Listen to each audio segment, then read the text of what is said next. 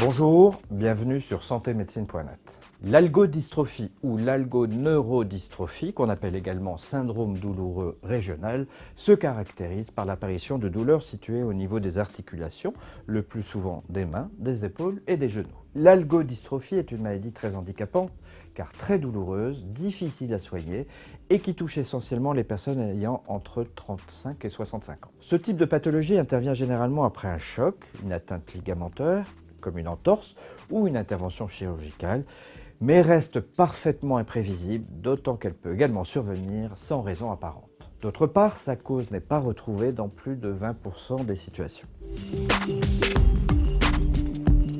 L'algodystrophie se manifeste par une douleur diffuse et profonde, pouvant ressembler parfois à une brûlure ou à une décharge électrique, accompagnée d'une impotence fonctionnelle avec une diminution des mouvements ou une impossibilité à utiliser la zone sensible.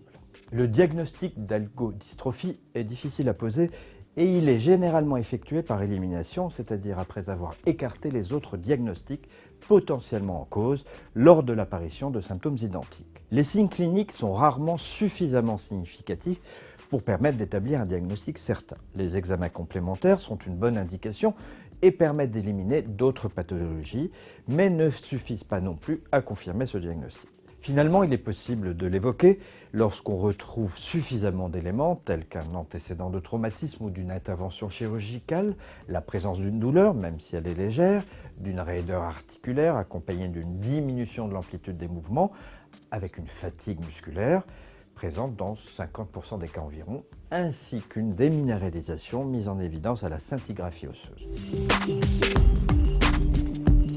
Il est difficile de prévenir une algodystrophie puisqu'on ne connaît pas les causes exactes de la survenue de cette pathologie.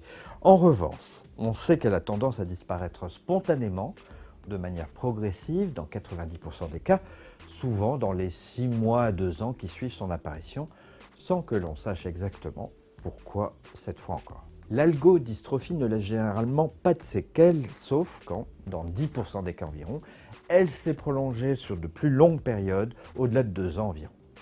Dans ce cas, on peut retrouver une raideur articulaire, des rétractions tendineuses et aponévrotiques, une faiblesse musculaire accompagnée de douleurs.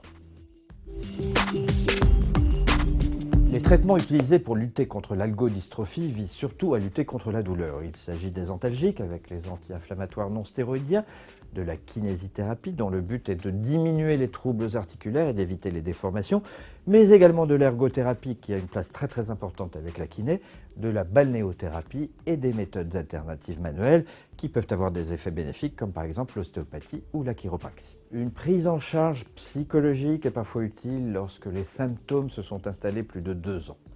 Un dernier point, pour espérer les meilleurs résultats possibles, il est impératif de ne pas perdre de temps, d'agir rapidement et de débuter rapidement un traitement.